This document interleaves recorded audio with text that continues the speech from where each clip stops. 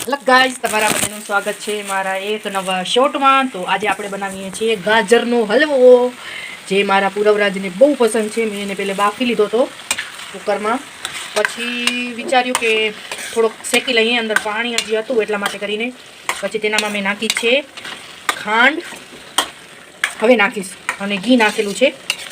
ઘી મેં કમસે કમ અડધી વાટકી જેટલું ઘી નાખેલું છે, અને હવે અંદર નાખીશ ખાંડ. હવે અડધી વાટકી જેટલી ખાંડ અંદર ઉમેરશું. હજી થોડીક નાખીશ.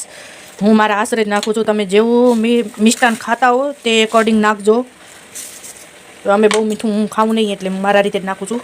મેં કીધું એને પહેલે બાફી લીધું હતું, અને હવે મેં કીધું થોડુંક શેકી નાખી. એટલે મોટા મોટા ટુકડા કરીને બાફી, અને જે પાઉંભાજીનું મેશર હોય એનાથી મેં મેશ કરી નાખ્યું હતું. એટલે સરસ એકદમ એક રસ થઈ ગયો છે.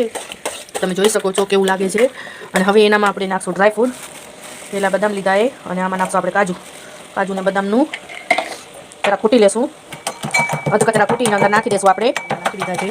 હવે એને એકદમ સારી રીતે શેકી અને એકદમ સરસ શેકાઈ જાય ત્યાં સુધી હલાવતા રહીશું. પોતે ઘી છૂટું પડશે ત્યાં સુધી. જોઈ શકો છો મેં એનામાં કોઈ કલર નથી એડ કર્યો, કાંઈ નહીં, પણ ખાલી ગાજરનો જ કલર એવો સરસ છે, રેડિશ કલર છે. જોઈ શકો છો તમે. પહેલે જ મારે બાફો ચડાવી ત્યાં ઉતારવો હતો બ્લોગ, પણ મારામાં ફોનમાં બેટરી હતી નહીં, અને આ પછી મેં એને બેટરીમાં રાખ્યો ત્યાં સુધીમાં બફાઈ ગયું હતું. પછી હવે મેં કીધું થોડોક બ્લોગ શૂટ કરી લઉં.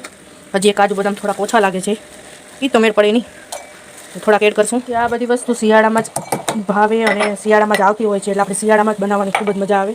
અને મારા પૂરવરાજને ગાજરનો હલવો બહુ જ ભાવે, એટલે હું અવરનવર બનાવતી રહું છું.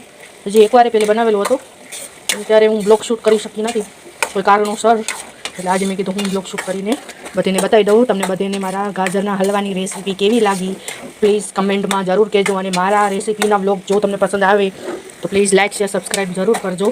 તો હવે શેકાય છે ધીરે ધીરે. હજી થોડુંક છે પાણી, તમે જોઈ શકો છો કે પાણી છે, એટલે એકદમ સરસ શેકાય ત્યાં સુધી શેકવા દઈશું આપણે.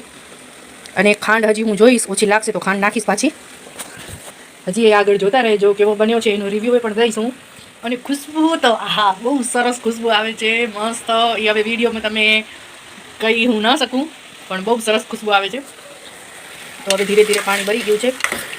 હવે એનામાં આપણે નાખશું દૂધ, કેમ કે દૂધ નાખવાથી એકદમ હલવાનો ટેસ્ટ બહુ સારો આવે છે, એટલા માટે અંદર નાખશું આપણે દૂધ. તમે જોઈ શકો છો દૂધ નાખી દીધું, એટલે હવે તે દૂધમાં શેકાશે સારી રીતે, અને એને શેકવા દઈશું ઘી છૂટું થાય ત્યાં સુધી, અને દૂધ એકદમ બળી જાય ત્યાં સુધી આપણે શેકશું એને.